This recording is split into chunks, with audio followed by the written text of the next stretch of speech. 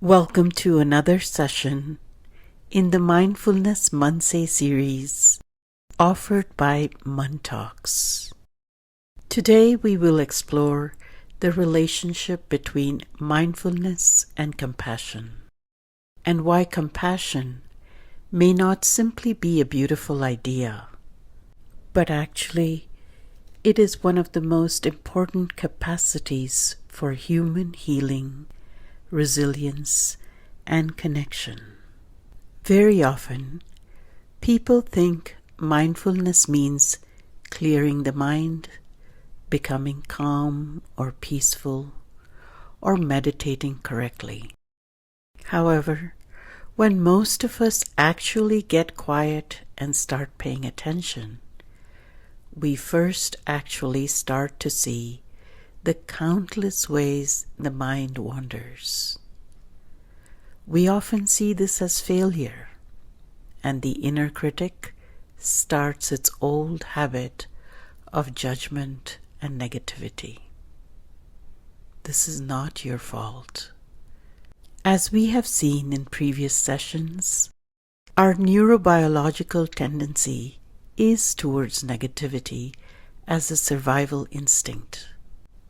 And as we know, while this is useful in short-term survival in the wild, when it comes to everyday habit, it tends to deplete us, and eventually negativity affects our body and mind negatively as well.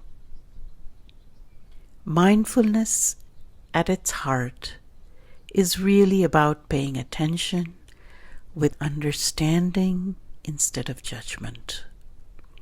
Indeed, when we practice, we may first have to start by being understanding of that judgment that arises.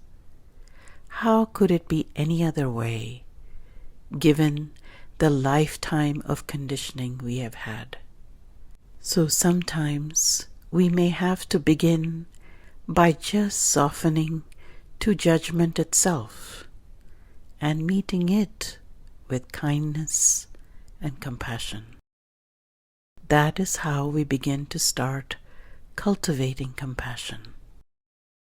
And when we begin paying attention in that way, something very interesting happens. The mind and heart slowly begin inclining towards kindness. Not because we force ourselves to become compassionate, but because we begin to understand suffering more deeply in ourselves and in others. We begin to understand that many of us live with an almost constant background stress reaction. Modern neuroscience now shows that chronic stress repeatedly activates the sympathetic nervous system, the fight, flight, or freeze response we all have. This stress response was originally designed for survival, as we have said before, for short bursts of danger.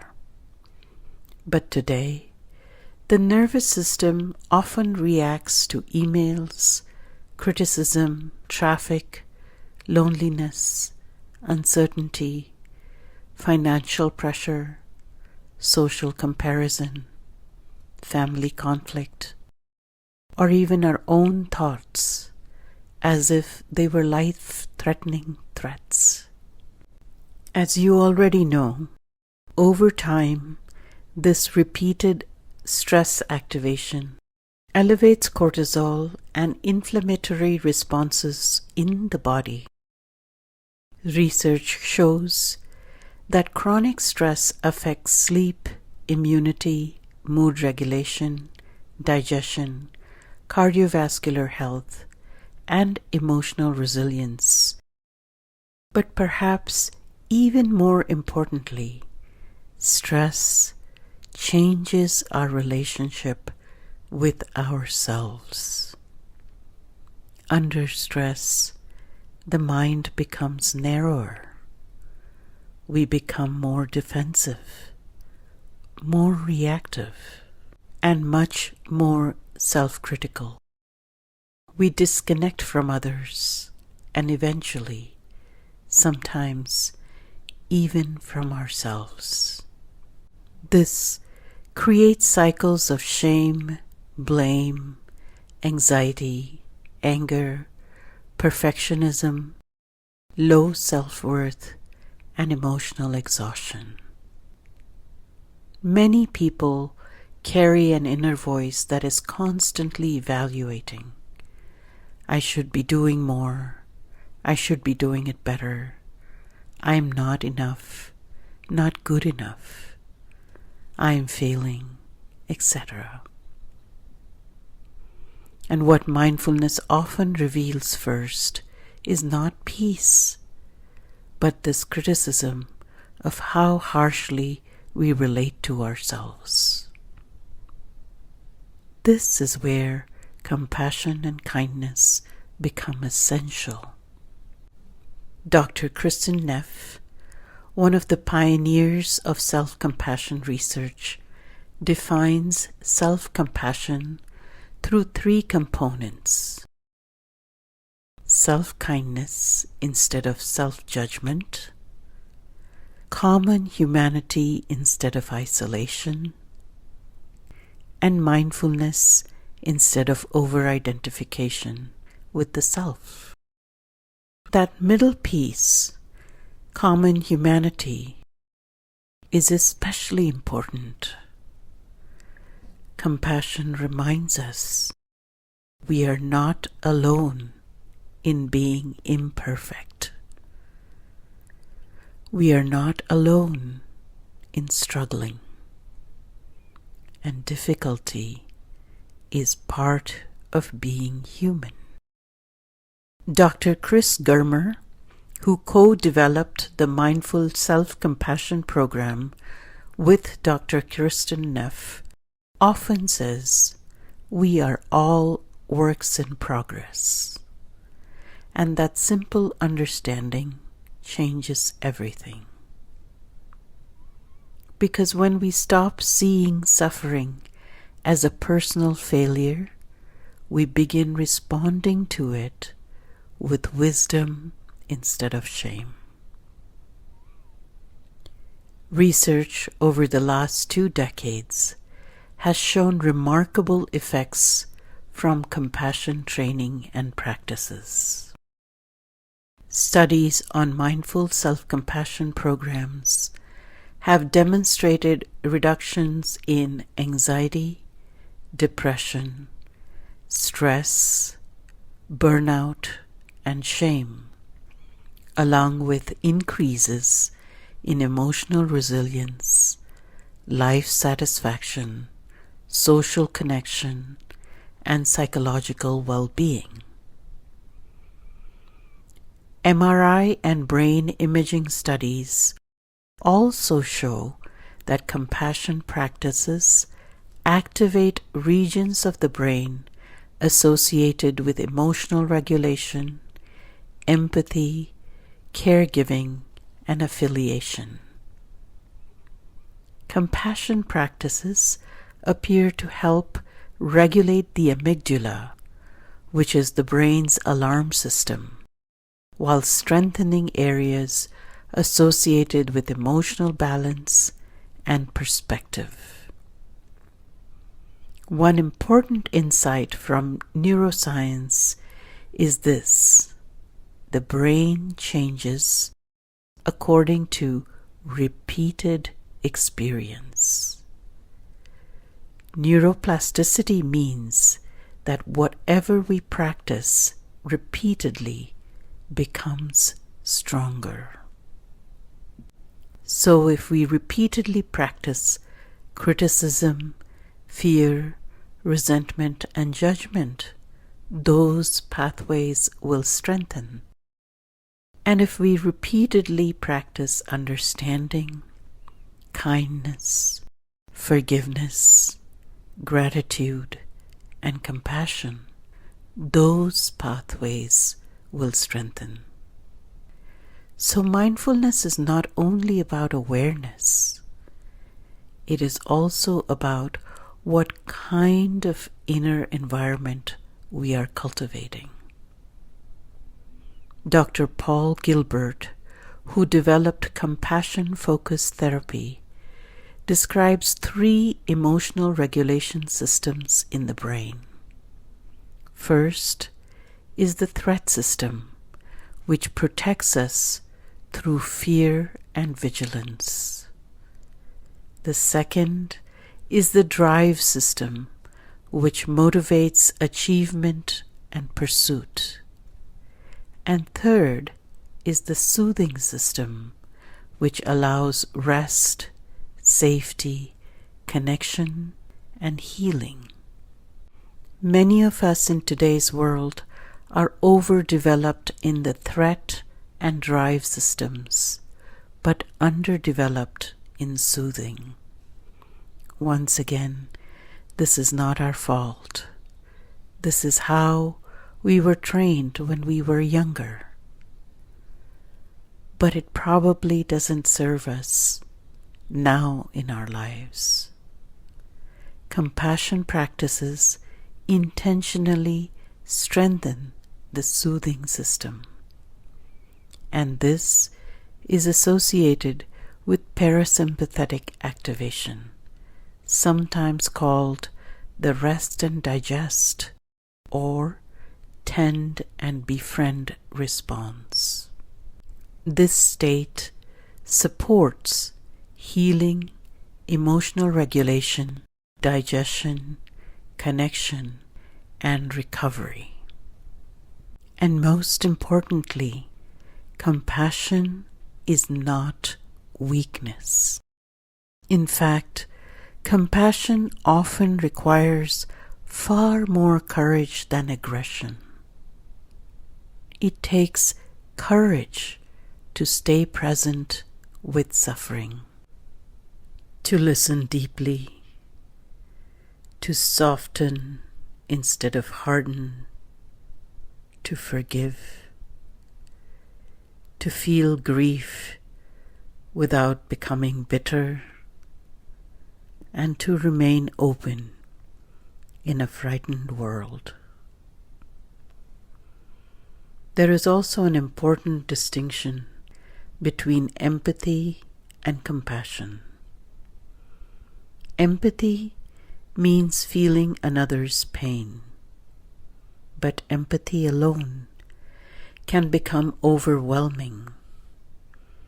Research by neuroscientist Tanya Singer suggests that compassion differs from empathetic distress.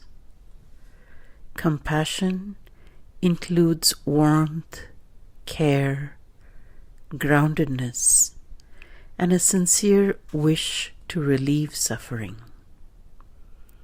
So compassion does not burn us out in the same way that chronic empathetic distress can. Compassion actually creates strength and resilience. And perhaps this is why small acts matter so much. A kind word, a pause before reacting, softening our tone, offering patience, and even silently wishing someone well. Repeatedly, when we do these little acts of kindness, we strengthen our neural pathways towards compassion. People often ask me how just one person's compassion can make any difference in a world that feels so harsh and unforgiving. There is a story you probably know about a young child throwing stranded starfish on the beach back into the ocean one at a time. Someone came up to the child and said, "Look, there are thousands of starfish stranded on the beach. You cannot possibly make a difference." And the child smiled and threw one more starfish back into the water and said, "It made a difference to that one." Compassion works like that. Every moment of kindness changes something, not only in the other person, but also within us. Research shows that compassionate connection increases feelings of safety, bonding, trust, and emotional regulation. Even moments of gratitude and warmth can shift the nervous system states. Sometimes compassion can begin in very ordinary moments. Even while drinking a cup of tea or coffee, just pausing long enough to notice, where did this tea come from? Who planted it? Who harvested it? And the many people and hands that made it possible for you to have this cup of tea. And suddenly, what seemed like an ordinary moment becomes a moment of connection. Mindfulness slows us down enough to feel relationship again. Many of us can relate to being kind to others, but we have a harder time being kind to ourselves. We were often taught, even as young children, that being hard on ourselves will motivate us more. However, being in a constant state of self-criticism and comparison with others creates an internal fight-flight response where we begin to be at war with ourselves, and that is a battle we can never win. It starts to deeply deplete us and results in maladaptive coping mechanisms that create more and more distance from ourselves. Research actually shows that self-compassion is associated with greater resilience, healthier motivation, and more emotional accountability, and less fear of failure. Self-criticism often activates threat responses. Self-compassion creates safety, which allows growth. There is a beautiful phrase in neuroscience, "What we feel, we can heal," and another that says, "What we resist persists." These might be useful for us to remember. Mindfulness allows us to feel the experience clearly. Compassion allows us to stay with it and experience it fully with kindness, wisdom, and understanding. Together, they transform suffering. And ultimately, compassion is deeply connected to the reality of human life itself. Every human being experiences limitations, loss, aging, illness, change, and eventually death, both for our loved ones and ourselves. No amount of success or wealth exempts us from these vulnerabilities. But this very shared vulnerability can become a doorway into tenderness, humility, connection, and even love. If we train the heart towards compassion now, then when life becomes difficult for ourselves or for those we love, we will know how to remain present and connected. Not perfectly, but wisely and kindly. So perhaps mindfulness is not about becoming an ideal version of ourselves, but perhaps it is about becoming more human, more understanding, more compassionate, and more connected. Always one small moment at a time, repeated over and over again. Thank you for exploring mindfulness and compassion with me again today. I wish you the very best.